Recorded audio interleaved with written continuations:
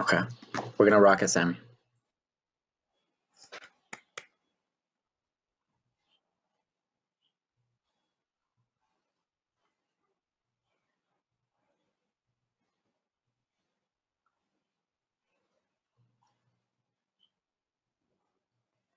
Hello. Hi, everyone. I'm Samanta. I'm a journalist and photographer based in East Hollywood, and I run the Instagram account This Side of Hoover, which documents gentrification and resilience along the East Hollywood and Silver Lake border via Instagram. Hey, everyone. I am Jimmy JT Recinos of Jimbo Times and JT the LA Storyteller podcast. I am a native born and raised in East Hollywood, and it's such a pleasure to be here with you all.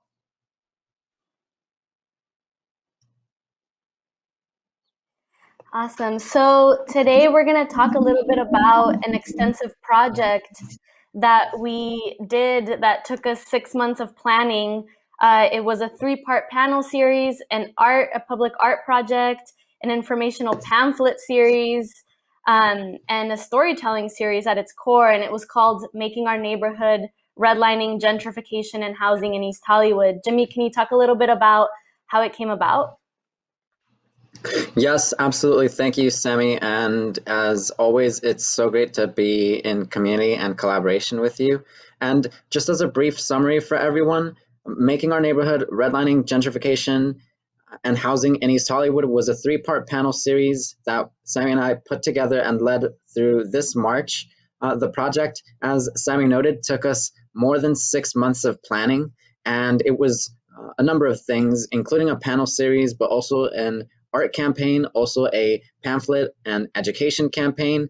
And just as a very brief background or summary, this originally came about after I witnessed the East Hollywood Neighborhood Council, as well as the Silver Lake Neighborhood Council and the Los Feliz Neighborhood Council holding their own panel series on redlining in the Silver Lake area in particular. And so it was then and there that I recalled having written an article on redlining on Jimbo Times 2 years prior, and I thought, hey, East Hollywood should have a panel series for sure just as well. And this actually speaks a lot to the work that Sammy's doing at This Side of Hoover, documenting gentrification. And so I reached out to Sammy, and little by little, we started putting together the pieces between historic redlining and the current gentrification that is facing East Hollywood, neighborhoods all across the city of LA, and neighborhoods all across the country for sure, right, Sammy? Yes, absolutely. And, you know, in my documenting process on gentrification, I actually hadn't realized that our neighborhood had been redlined. Of course, I'd heard about redlining just, in school and reading about it in general around the country and how it affected neighborhoods. But I had not realized that this had happened to our neighborhood. So really reading Jimmy's piece, talking about it, deepened my understanding of what gentrification is and how the past, which is redlining, affects our present, which is the gentrification that we're currently going through. And that's kind of how we framed this panel series, looking at the past, the present, and the future, and really trying to understand the way redlining currently impacts gentrification, and the way that looking at housing and solutions for affordable housing could be one of the possible ways to make a more equitable future. Yes, absolutely. That's all correct, Sammy. And so just for everyone's reference, if you were not able to catch redlining, gentrification, and housing in East Hollywood while we held the panel series through March, you can absolutely catch the series on YouTube. Just type in East Hollywood Neighborhood Council, and you can see all 3 panels, most of which are 2 hours long. And so we're not going to go into the details of everything quite specifically here, since we've got just very brief time with you all this evening, but we're still going to talk about how to make a neighborhood out of all these historic policies as well as current policies. And so Sammy and I are actually interviewing each other because we are just looking to hold space for both of our platforms, as well as give everyone watching a little bit of an idea of how they could do this or apply this in their own community, in their own neighborhood. And so Sammy, I want to ask you to start us off tonight, how did redlining or historic redlining in the community really seem relevant to you in the work that you were doing at this side of Hoover, documenting gentrification? Did these two seem connected right away, or is this something you had to work to understand? How did they connect for you? I think it took a while, and I think it brought it up for me, um, and really brought up the idea for the series. And I saw your piece about the redlining that had occurred in the neighborhood, that I really started to think about how this had impacted space in the neighborhood, and the way these policies of redlining that like led to disinvestment in the neighborhood leaves communities way more vulnerable to displacement via gentrification, because, as you know, our community is made up of predominantly renters. They aren't homeowners for the most part. So that leaves people super vulnerable to displacement. So it really, understanding deeply what redlining did to our neighborhood just allowed me to have a more complex understanding of what's going on. And like moving forward, I think my having the idea of redlining in the back of my mind as like a historical context to what's happening now was like super, super important. So shout out to you, Jimmy, for like through your work constantly digging into these pasts that really affect our present. And I did want to ask, I talk a little bit about the work that I read that you wrote, and how that made me realize what had happened in our neighborhood. Your own discovery process before I did. Can you talk to me a little bit about that and what it was like during that the place you grew up in, the place you're born and raised in, was redlined?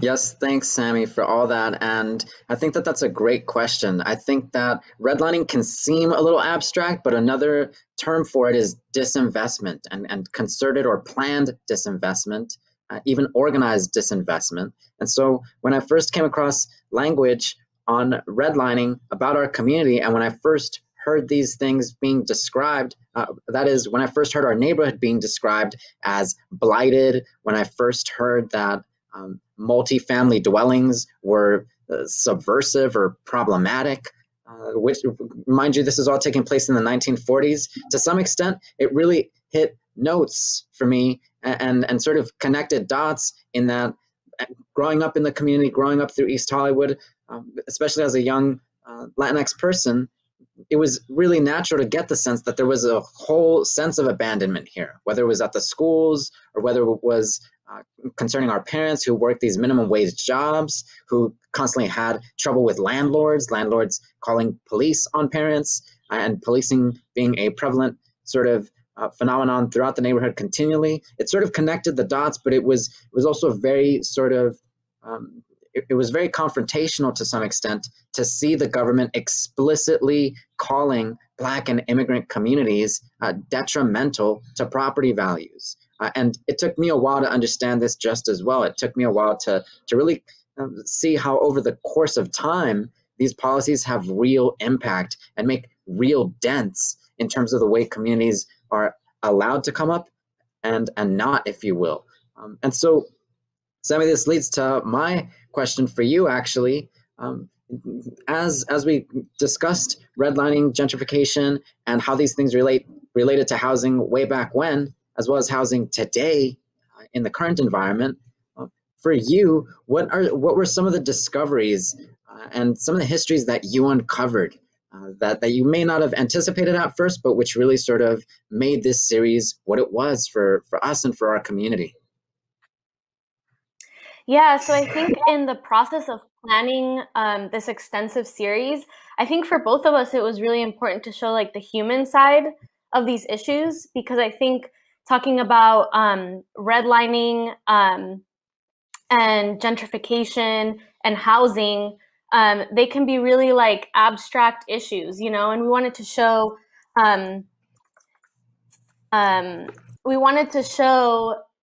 that there's like real effects, like human effects on this. And we ended up really uncovering like deep histories in our neighborhood. And one of those was through Karen, who was this incredible woman whose great grandparents moved to the neighborhood in the 1800s from the South. and her great-grandfather was formerly enslaved. He was a senator in Mississippi during Reconstruction and ended up becoming partners with a white woman who was a teacher. And they left the South and ended up in Los Angeles, ended up in East Hollywood in a small pocket of East Hollywood, which came to be known as J Flats due to the Japanese Americans that live there. So we learned about her story, and it was like peeling an onion, of like realizing just like how far we can keep going back and how deep the roots are in our neighborhood. And learning about her story and the way her family became really close with the Japanese American neighbors. And that's how we met also Takashi, who you can see here, who was actually interned. Like, him and his family were sent to concentration camps during World War II. And he was one of 300 draft resistors. So while his family and himself were interned, he got a draft notice to fight in World War II, and he decided, along with these other men, not to do that because their civil rights were being violated. And you can see the photo of the draft resistors from Heart Mountain internment camp. And so we learned of this like solidarity that was happening between Black and Asian communities in the neighborhood. So the neighborhood was redlined, but it caused also this like multiracial, multi-ethnic reality. And like, despite these exclusionary practices, there was also a lot of resilience, which I think was really important for us to note, right? That like, this redlining happens, this gentrification happens, but there are human sides to these issues. And despite these policies, people continue to thrive. So those are some of the stories that we showcased. We brought on Takashi and Karen to our panel, and it was super powerful to hear their stories firsthand and to really uplift our elders and just to allow people to maybe develop a deeper relationship with their neighborhood and understand just every neighborhood has these like deep roots, Yeah, and I want to interject there for a moment, Sammy, because I think that's what really spoke to me about this as a series. I thought Samanta's work at this side of Hoover is documenting different bits and pieces of what make our community. They also even give people permission, so to speak, to claim and even reclaim their community. And they give people a chance to see that, like, hey, this is what you are displacing. If you are a policymaker, if you are a political leader, a public official of some sort with some sway here, when you're gentrifying a community, or when a community is being gentrified, you stand to lose over 100 years of history in some cases, right? In Karen's case, history since World War II and so on and so forth. So just want to uplift that as something that your work was already heading towards, and something that I think this series was just able to complement right away. Yeah, of course. And then, another really big part of our panel series, or not our panel series, but like our extensive project, which is called Making Our Neighborhood, were these informational pamphlets that we developed alongside the anti-eviction mapping project. Can you tell me a little bit about what those are, how they came to be? It was important to translate them into 5 languages? Yeah, absolutely. I think that's a really key question. So for me, having come up in this community, a lot of folks, especially from, say, the 90s upwards, people that went to the schools here, they'll know that we went to classes where there were Asian American, African American, Armenian American, and Filipino American folks all the time. So that's sort of just like always been there for people that came up in this community. And so one thing that I've always been interested in has always been speaking to these communities, right? And literally finding a way to do that. So for me, trying to find a way in which we're addressing communities, not just in the dominant and typical way that we do in our everyday, and the way that policy does in its everyday sort of formats, was really key. And so I thought, let's try and think of the 5 most frequented languages in our neighborhood, and let's do redlining. Let's explain that a little bit. Let's talk about gentrification, and let's talk about housing and how these things relate to current crises in our neighborhood. And so these pamphlets are really sophisticated in that they go by a timeline, and I've even got one here actually. They go by a timeline, and like, it explains, at least it tries to explain, policies since the 1930s up into the 1970s, and how housing policies have continually impacted our communities and are doing so increasingly, especially given the rising rate of homelessness or unhoused people in our community, right? So we felt that these were very timely, and we were able to link up together and edit together each of these pamphlets, and they were a major success. A lot of folks loved them, and for good reason, because they haven't been reached out to in this way yet, even though it's sort of overdue. If we respect one another, we will address one another, not just in our own languages, but in each other's languages, if you will.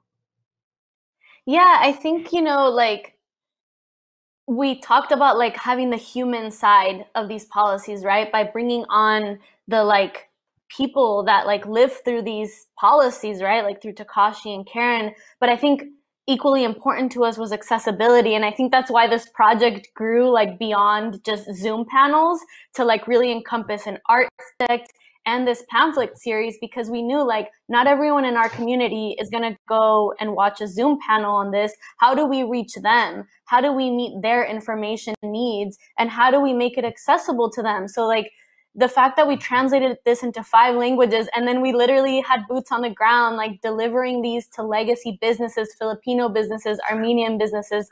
We partnered with the Thai Development Community Center. And they gave it to their constituents that speak Thai. Like that was really powerful, because I think, like you said, they're not usually outreached to, and these are policies that affect their current situation. And I think, that was really powerful. And that's why I think our project, like little by little over the like 6-month period that it took to plan this, just like kept growing and growing. And we met more and more partners, which is really important because we had so many collaborators. And I think another really important thing to note is that like we were able to bring together all these different community groups, right? Like the Tenants Union, the Thai CDC, Little Tokyo Service Center, the Anti-Eviction Mapping Project, our dear neighbor, Ali Rachel Pearl. Like it was this really beautiful collaboration that was based in an understanding and a deep love of our community. That's absolutely right, Sammy. And I want to note that it's very different from the way that a lot of policy, especially from the government side, is currently set up, right? So we can think of the welfare office. There are plenty of people in East Hollywood on welfare or on food stamps. They have to wait until the 15th of the month or the 1st. If they have trouble, they've got to call. They're placed on hold. They're asked to go to the center, which is in downtown Los Angeles, as opposed to this, in which we were trying to find places where we knew people would frequent the location. We found restaurants, we found barbershops, we found seafood markets, and then some. In some cases, there were simply people that were going to know what to do with the pamphlets better than we did, so we handed the pamphlets to them. And so in this way, we tried not to center ourselves as just these servicers. We try to make these pamphlets something that you'll catch at the grocery store, and something that, if you're curious, you can learn more about and follow the links, so to speak, so that you can check out our panel series, get in touch, learn about the East Hollywood Neighborhood Council and other small local orgs, right? So in this way, it became a real form of planning and successful planning that is very much grounded in community and that's invested inside the neighborhood and uplifting the people who are currently there, not just talking about them, not just talking around them, or thinking of them at length or theoretically or strictly through data. You and I have seen this a lot, discussions about our neighborhoods and policy discussions about our neighborhoods in terms of stats and in terms of generalizations. In this case, we just went out there and really sort of tackled these issues, which deepened our understanding of the issues, right? It sort of brought everything together along with the community that was formed throughout all this process, various people who may not have been in contact otherwise. And so, Sammy, I want to ask you, as a follow-up question to all this, now that we have making our neighborhood behind us, so to speak, now that we've seen how these discussions matter to so many different people in our community and beyond, what do you think that making a neighborhood means to you? Yeah, I think for me, I think of it in terms of like from the, top down and bottom up. I think a neighborhood is made often for the worse and for the harm of people through policies. Like we talked about redlining, We talk about disinvestment and then reinvestment that can displace people. Those are all policies and actions that are often from the top down. So that greatly, and urban planning, obviously, which encompasses all of this. And those are behaviors and actions that shape neighborhoods and make neighborhoods from the top down. But I think more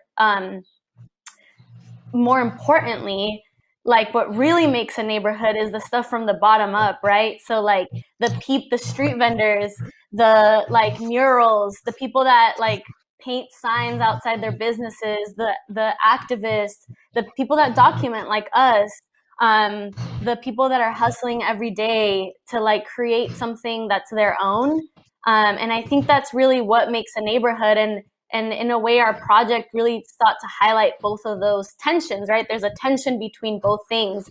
There's the people that are creating their communities despite these policies, and there's the policies that are like shaping the way a community looks. So then knowing both of these things, how do we look towards the future in a way where both can work to serve people in a more equitable way? So that's what making a neighborhood means to me, is looking at, you know, both of those things. What about you?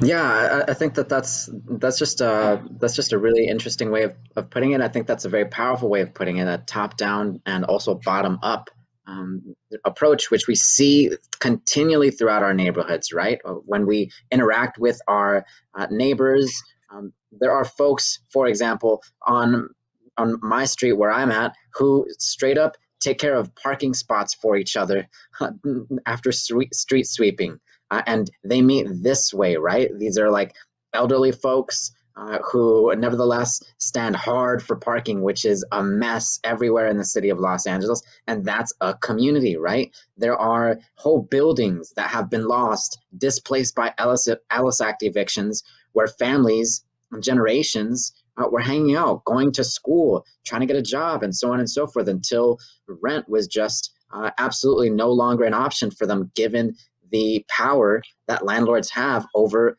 these neighborhoods, right? And the irony there is that, as you were saying, it's the people, even while they may be renting and not owning, they form the relationships, they form the resilience, they form years of working with each other and learning from each other and passing that on to the general community. And so for me, that is what makes our neighborhood, right?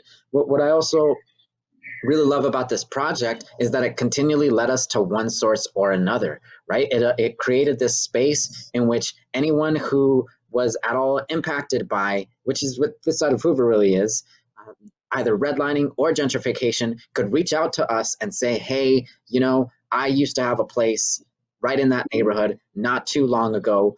Our family had lived there for about 2 to 3 generations, and that whole area means a lot to us, right? And so there's a neighborhood right then and there just as well. Everyone's neighborhood is a little different. You and I, as storytellers, love the neighborhood in a particular way, but certainly we're like following up and on the shoulders of our longtime community members out here, our mamas, our papas, the tios and tias, who get through this city even while policy is almost non-existent in terms of their uplift, while policy is often policing for them, often displacement for them. Here is our fighting back.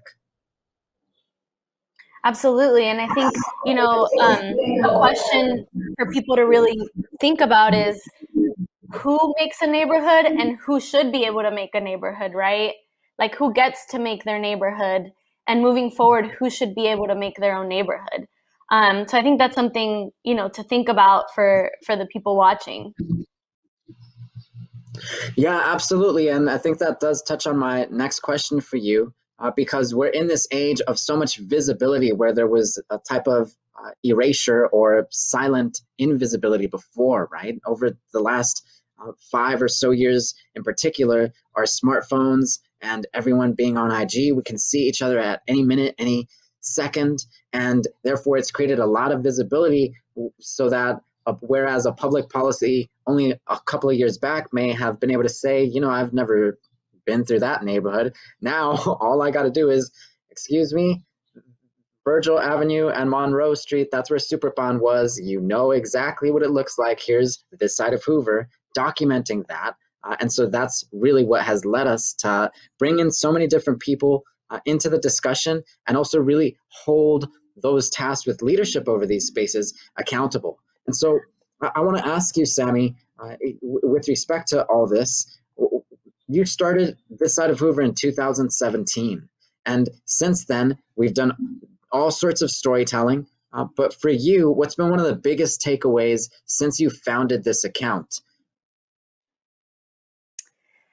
I think it's just like such a deep understanding of how complex each neighborhood is. I think, like, for example, a lot of people talk about like Boyle Heights and how, like, it was a Jewish and Japanese neighborhood and Italian neighborhood, and then like a lot of Mexican migrants came in and they like cohabited, and then it became a predominantly Mexican neighborhood with these like really strong roots and activism. And the thing is, like, almost every neighborhood has that if you dig deep, and I think one of my biggest takeaways is just like understanding how deeply rooted the neighborhood is and how hungry people were to see themselves represented. The account has like grown tremendously over the last few years, and I've had just incredible engagement. It's become like this meeting space where people through the comment section can kind of share their frustrations at the displacement and the rapid changes, but they can also share, like their memories of the neighborhood of, before I moved to the neighborhood, or before we even, before you were born. And I think we've even, obviously with our panel, we've gone back to the 1800s, and we can probably, we can go back to when, Tongva people lived here, because, those were the original people of the neighborhood. So I think like just realizing like how much people want to see themselves represented and their experiences represented has been really beautiful, and how it's really important just to give people that space and to kind of like create history and memories together, instead of it being very like talking to people, and I think creating that dialogue has been really important. So I think those are like my biggest takeaways from the account. Wow, definitely.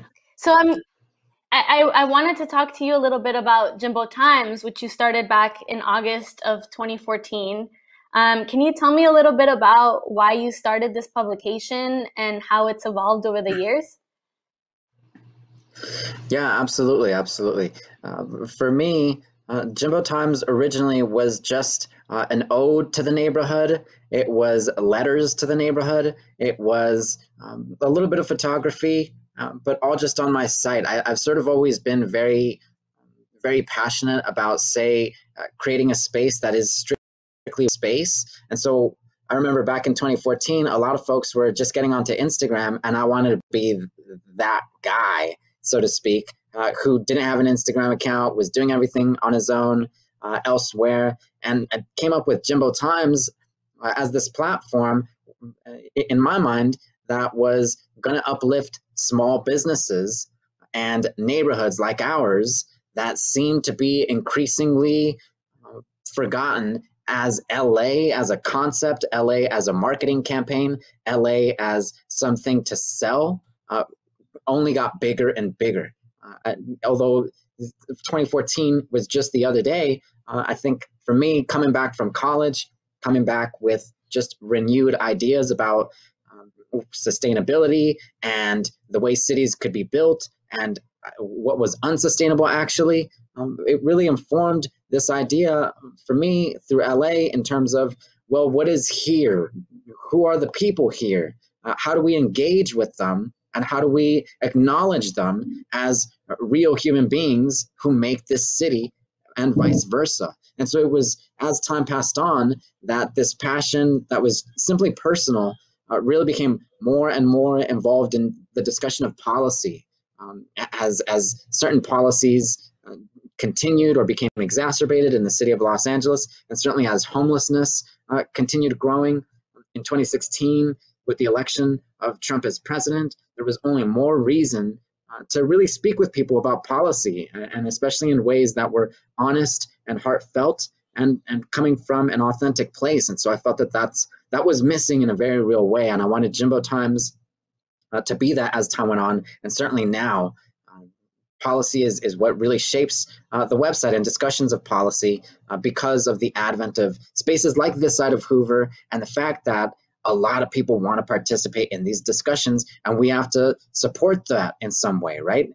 We have to support those discussions so that we can learn together, because all of this has been learning together, making our neighborhood. You and I have learned so much and have been tested so much by the work involved, and we know that ultimately it's of benefit to ourselves as well as the communities we're seeking to uplift here. Absolutely. And so, yeah, so with all that in mind, I want to ask you, just because this is a question for a lot of people out there, when the word gentrification comes up, I think we're sort of like as a community, as a nation, getting into firmer definitions for this term, but it attracts the entire world and their mothers, so to speak. And I want to ask you a little bit, having spent so much time documenting gentrification at this point, what do you think is one of the biggest misconceptions that either still exists or that after making our neighborhood, you really want to clarify for folks out there interested in this discussion?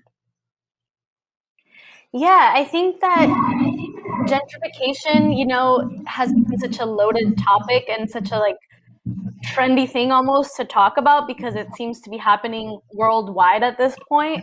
And I think people kind of understand it. That's happening. Like, this thing used to be here and now it's been replaced by a coffee shop or a trendy boutique, or this apartment building used to house Black and brown people, and all of a sudden there's a ton of white people moving in that are, have a higher income, a different class, which is all real and is all part of it. But I think some of the misconceptions are that it's almost like the coffee shop and the boutiques that we see, not to say that there's no individual responsibility there, because I think there is, but it's almost, those are the symptoms of a way larger issue, right? Like we talked about, you can trace gentrification back to redlining, right? And the way that these neighborhoods were kind of set up not hundreds, but decades ago, to be vulnerable to displacement, right?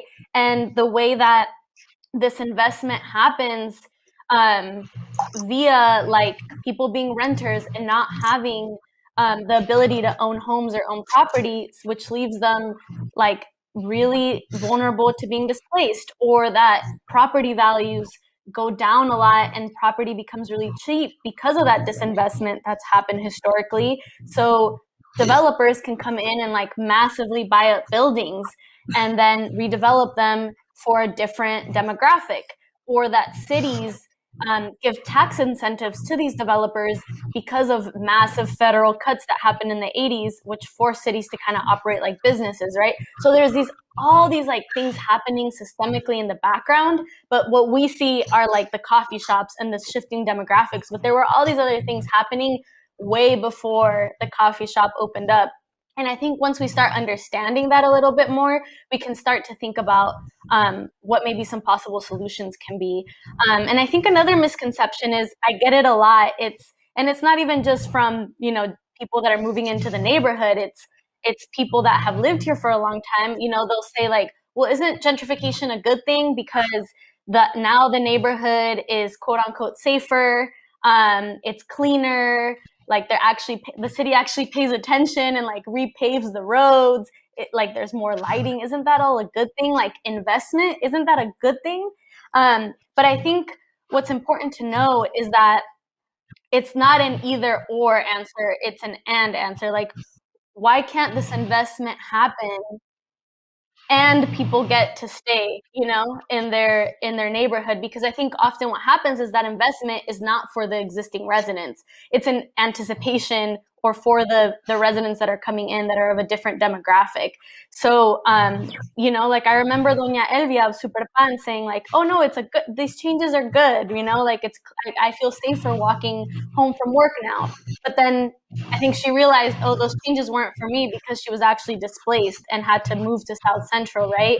So why couldn't the streets be safer for Doña Elvia while she also was able to remain in the neighborhood that she invested 20 years of her life working? And I think that's one of the big biggest ones. It's like, it's not about like the fact that like investment or cleaning up neighborhoods is necessarily a negative thing. It's that if it comes with like forcibly displacing people, then we really have to question who that investment's for. I think that that's a great answer. I also want to highlight that Doña Elvia and Superpan Bakery seem to always make it in our discussions somehow. So shout out Doña Elvia and Superpan Bakery. You can tell that she's a pillar. You can tell that people like her make neighborhoods all over Los Angeles, going back to what makes a neighborhood, right?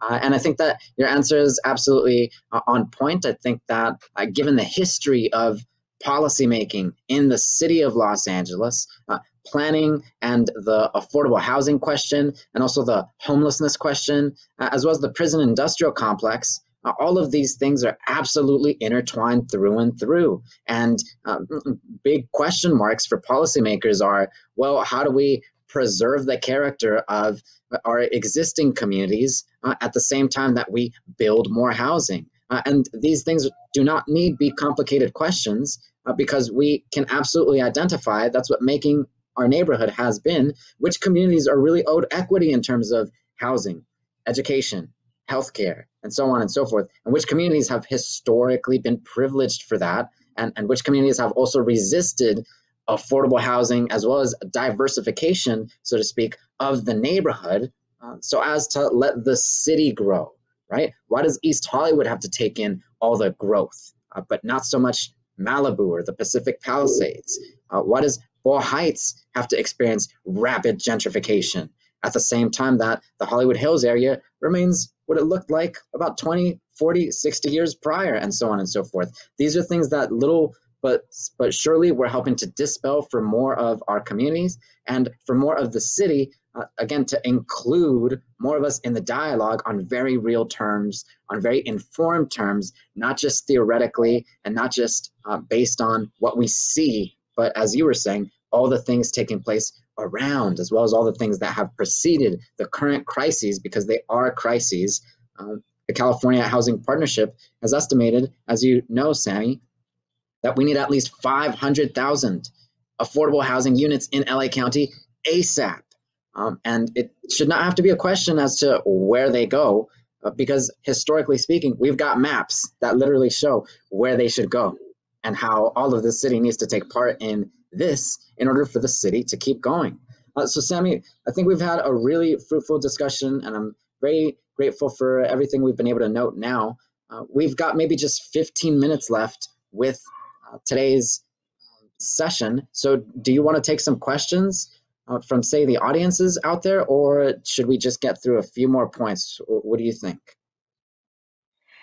I mean, just to wrap things up in our discussion, I did want to ask you, you know, how projects like ours, like whether it's Jimbo Times and this side of Hoover, but also the collaboration that we did with our extensive project of making our neighborhood, how can these projects help with placemaking that is more inclusive? Yeah, I think that that's a great question. And I think that really what our project has entailed more than anything is a type of investment in ourselves, which is the historical trajectory for disinvested communities, disinvested people. But it's been filled with belief, ideas, and resilience, right? And in this way, we have decided that since no public official is coming tomorrow, you know what, we're going to make some pamphlets and we're going to inform our community. And we are not saying that we are going to change policy around here tomorrow or even next month, maybe not even through this year, right? We just got through the George Floyd verdict. And today, just want to make a special note of this, actually completes 29 years since the Rodney King verdict in the city of Los Angeles, right? And so I want to note that when we are telling these stories and we are looking to bring communities together, we're doing this in the interest of human health, of human mental health and well-being, in the interest of education, and in the interest of our upbringing, regardless of the size of our wallets or the sound of our surnames, right? And so we as storytellers have valued our communities in this respect. And I do believe that in the future, which really should mean tomorrow, any type of investment coming into a community has to be in partnership with that community, has to even be led by that community, because as you very well know, on this side of Hoover, the best storytellers are the people who've experienced their neighborhood on their own terms in these very particular and unique ways. So there's no way that you and I get to say what their stories are or who they are. We give space to that, and therefore we create harmony with the built environment and allow people to create what they need on their own terms, so that we're not continually policing and essentially imposing our will or our way on these communities, which is the historical wrong, which is colonialism and then neocolonialism, and then housing and housing segregation, housing discrimination, credit access discrimination, over policing, and even the death of our communities when we just hand down policy making, right? So I do believe that is something making our neighborhood says in terms of policy making as placemaking, and storytelling as a part of placemaking has to be inclusive of all of us in partnership for sure. Okay, so I see some questions in the chat. Yeah, absolutely. Let's get into it. Okay, cool. Let's start with, we have some comments. Hello from Irvine. It's wonderful to learn about the history, and it's amazing to learn about your passion to make changes in the community. Thank you so much. Armida Monreal asks, I would like to know more and how I can help. Jimmy, do you have any suggestions? Yeah, that's a question I think that we get a lot, right, Sammy, is how can I help? How can I be of support? And I think that certainly what we have shown in East Hollywood is that each neighborhood, a single street, has its own unique dynamics to it, that's for sure. So starting locally and seeing what is around you locally, but also learning from other neighborhoods and what people in other sides of town are doing can really inform you in terms of what you may be able to do with your particular corner or your particular side. One thing that I really appreciated, especially in our third panel, in terms of what people could do, especially with regards to housing, I really liked when one of our panelists said, you can actually show up for affordable or transitional housing developments in your community and stand up for those, because a lot of people who have benefited from housing segregation, racial segregation, historically in one form or another, they don't want to stop benefiting from these things. According to them, transitional or multi-family housing can be of some trouble to the single-family zoning policy that we've had out there. And so when we have more people that are actually coming from single-family homes and saying, hey, you know what? We could use some more housing here. We could use some more diversification here to inform people that this would be of benefit to their community and the city and the state overall. That can go a long way, that's for sure. Absolutely. Okay, yeah. I love this question. There's so much out there to learn. Where do y'all suggest I start, and where should I go to learn more about my own neighborhood? So I think we can both answer this in our respective ways. So for me, it's like, go out there and talk to the people, right? Like when I started this head of Hoover, it really started with talking to the people that I just knew already, right? Like the grocery store clerk, the manager of the restaurant where I bought my pupusas, the neighbors, right? So I started talking to them, and through talking to them, they pointed me to other people, and it became kind of like this rabbit hole of learning more and more and more about my neighborhood. So I think for me on my end, I suggest, just talking to people and asking questions. The elders, especially, they know so much. They know so much, and you'll be surprised what you learn about your neighborhood. And I think, Jimmy, I'm sure you have some suggestions about using the library as a resource, right? Oh, that's for sure. Don't get me going about libraries, because we're just going to keep going before we run out of time. What I want to shout out actually, Semi, is that you can support Samanta Helou and her documentation work straight up contributing through Venmo or something of the sort. Semi, I want to pressure you a little bit and ask you to start up the Patreon, because we are independent storytellers. And that played a major role, if not the decisive role, in making our neighborhood such a success. We were not asking for approval here. Whenever we reached out to anyone, we did that in partnership We did not have some top-down policy over what we could say and what we could write and what we couldn't write. And so independent storytelling, especially for cities like Los Angeles, which have such rich layered histories, as we've noted in this series, is really critical. So I want to shout out Sammy and get people to check out ways to support her work monthly. Same for Jimbo Times. I'm on Patreon at Jimbo Times. And we've also got Making Our Neighborhood, the magazine, which is going to be distributed / released just this May. So you can actually go and visit jimbotimes.com and see our magazine there so that you can actually get through some of these stories, read them, take your time with them. All of this takes time, right? And no change occurs overnight. And certainly I want to also highlight / note that we're standing on the shoulders of previous movements for placemaking, right? Whether it be the Black Panthers and the breakfast program of the 1960s or the Chicano muralists movement in Los Angeles over the course of the same era. There were continually ways in which our communities invested in themselves and valued their own work. And that's what we're doing here in a very significant way. So shout out to Sammy's Patreon coming up soon. And please fund independent storytellers wherever you can find them in your neighborhood. Awesome. Yeah, for real. So another question is, what are ways regular folks can participate and get involved in policy making or housing political processes that might not be commonly known? So I would say one way to start is joining the neighborhood council meetings that happen in your neighborhood and just watching those. There's usually conversations. There's like a homelessness and housing committee that you can get involved in. I think following organizations that are working towards affordable housing is another way. Joining a tenants union.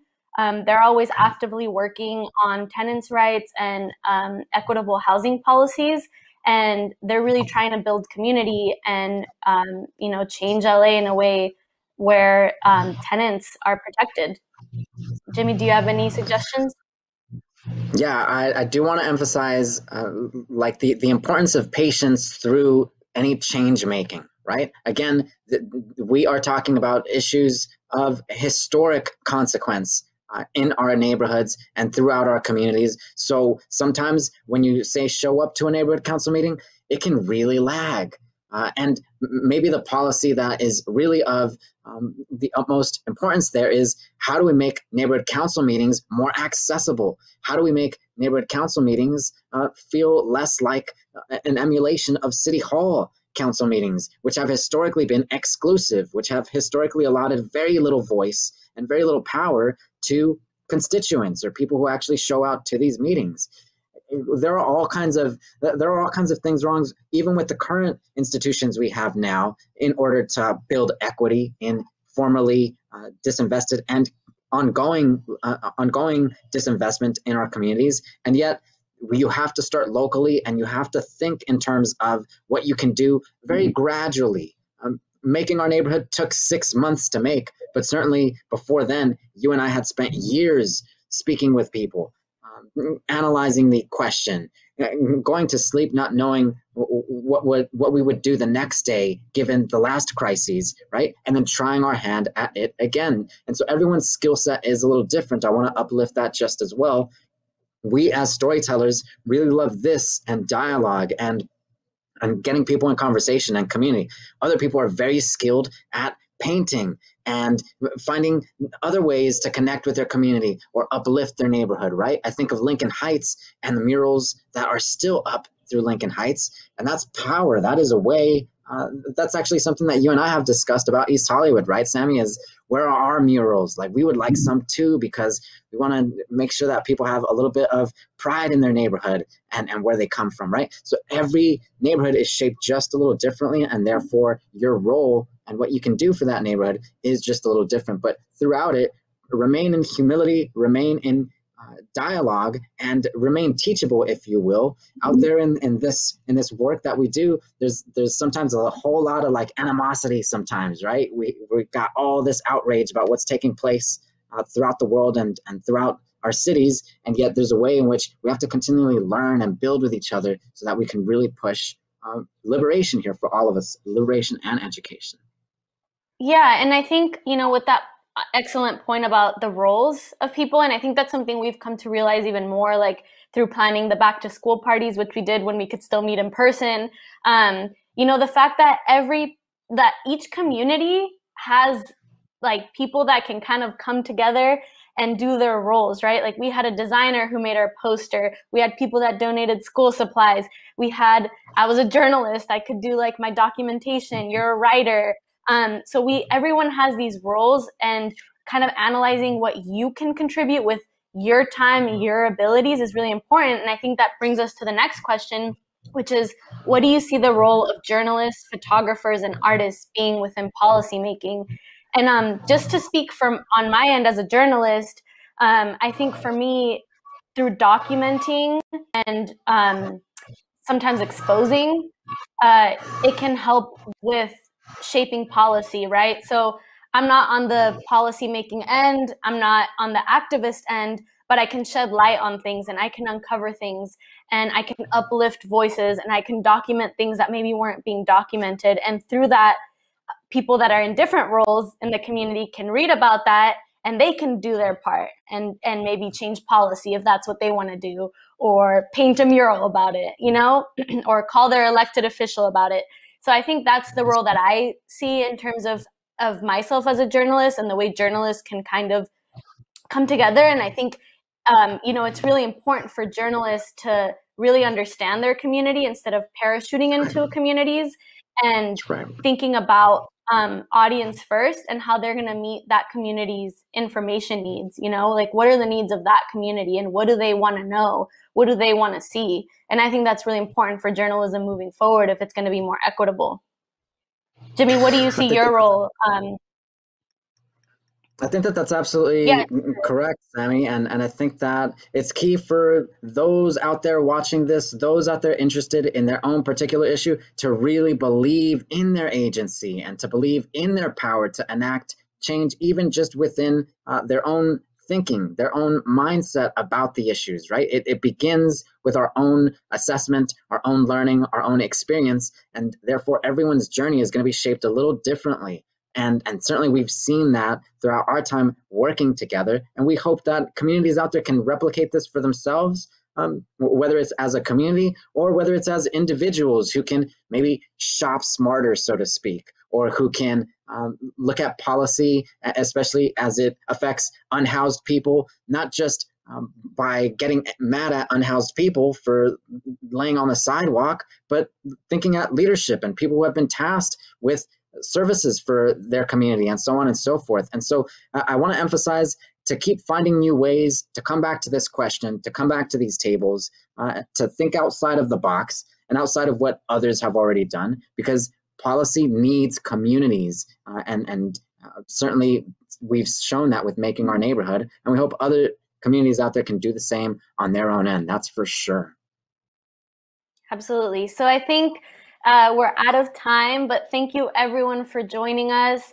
If you want to follow, please go to jimbotimes.com or us on Instagram at Jimbo Times. And for me, it's Sammy_Helou or at This Side of Hoover to follow and support our work.